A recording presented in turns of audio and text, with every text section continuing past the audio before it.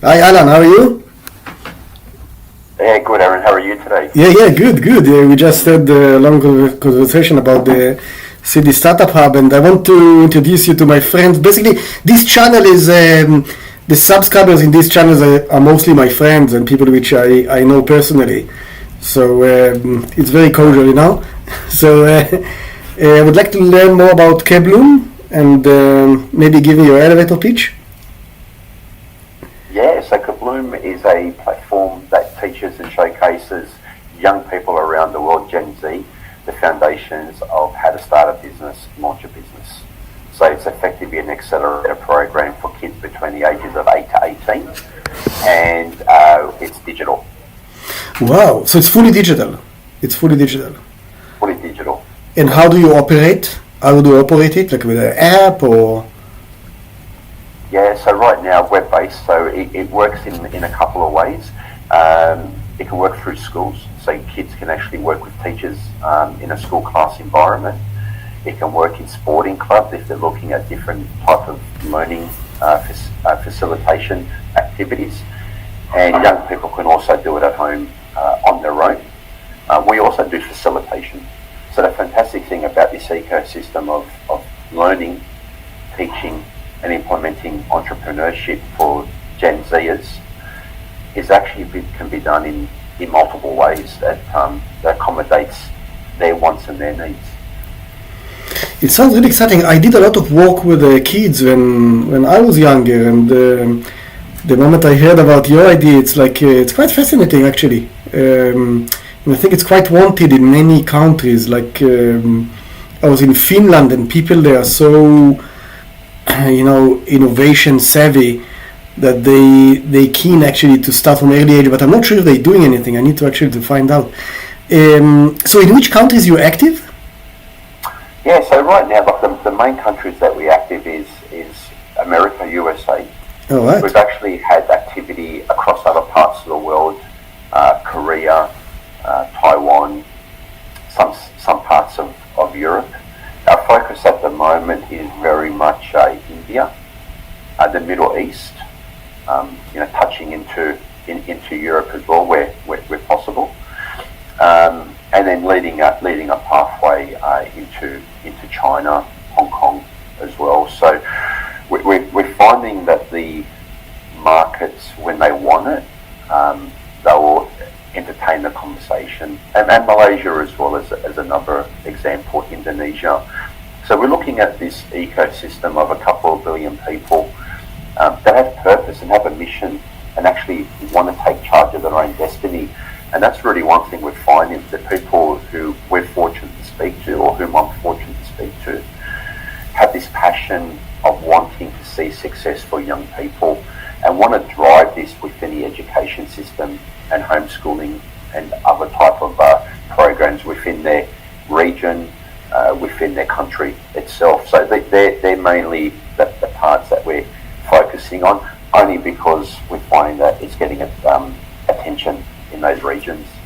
Interesting. Which people are you looking to connect to or to connect with? So, yeah, definitely. So people that I'm looking to connect with, those who have really strong relationships with either government, with in the education space, with those who are very passionate about entrepreneurship and want to see that spread to as many as young, vibrant individuals.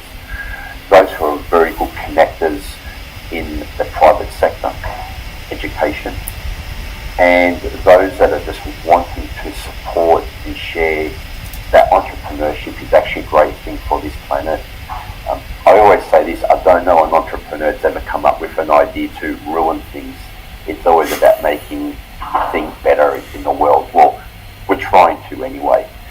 So for me, it's about connecting with passionate, smart, like-minded individuals that want to see success for the young generation and the future generation. Yeah, that's very interesting. I also see it on this channel. I have only 55 subscribers, but one of my intentions is to connect people from different cultures. So, for example, we have in this channel people from Russia and from Ukraine. And we have, of course, obviously Israelis, because I'm from Israel, but we also have a couple of people from Dubai and a couple of people from Pakistan. and so I think technology and such ideas, such companies actually can bring people together quite well, because if we're not into politics, we're into making people's life better. So it doesn't really matter where you are or who you are. That's very true, and I love technology, and here we are using technology, both in Sydney, 100 kilometres apart, give or take. But as you said, your YouTube channel has reached from all parts of the world, and all different types of people, irrespective of who they are, where they live, what their beliefs are. But when That's you've got right. a common cause, we can all come together, and that's the beautiful thing about having a common cause. That if we see that the purpose and the mission is there, we'll work together and collaborate and share that in all corners of the world, which I love. Yeah, I agree. I wanted to ask you, do you have a CTO in your company? Yeah, so look, we're a small, nimble company. We've had our trials and tribulations, ups and downs, as many startups do. And I've accepted that journey along the way, and it's a steep learning curve, and you learn a lot about yourself. In terms of the CTO, we do have one in the USA. He's more part-time, and he's been with us for a couple of years now, and truly admire who he is. He's given us great support, even though he does other projects elsewhere. So I'm always interested to learn what CTOs do, how they're different, how they add value, what our proposition is to them, to understand our vision and our mission. So for me, I'm always happy to have CTO who's part-time, a CTO that's hybrid, maybe who knows, even have two CTOs. Does that work? I don't know. Good. That's a really innovative idea, actually. There you go. It's a hint. But who knows how that will work. Different time zones, you can have two different CTOs. Yeah, that's actually interesting. I just want to tell my friends, you and I met in regard to advisory, tech advisory and stuff like that. But in the end, I made one video about collaboration. And then we just decided, we have good connection, and we just collaborating. We just like, I don't want to say friends, because we're not going to drink together, but yet. But we're helping one another, cordially, without any money transaction or shares transaction and stuff like that, just because collaborating is so nice and helpful.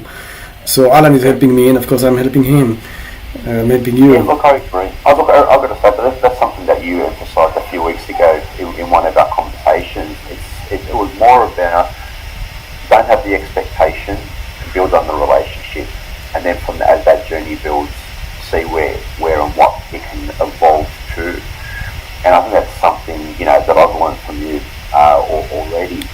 And when you don't have, say this in a respectful way, if we don't have the expectation and we kept the conversation very open, I think those conversations will morph into something eventually, and then we can see where that question, when it comes through, it takes us. So therefore you don't have to pitch, you don't have to validate, you don't have to have 10 meetings. It's like, yeah, you know what? We know each other, we hear each other's story, we connect, we bond well. Let's try something to see where it takes us. If it takes us somewhere, great. If it doesn't, that's okay too. We explored that opportunity. It may work, it may not work, but that's okay, because the net benefit to us is that we know each other, we want to help each other, and more importantly, where we can, we'll support ourselves, each other, and others in this ecosystem. Yeah, I agree. Okay, thank you very much, and stay on the line, and I will keep in touch. Thank you, mate. Thank See you. you. Bye.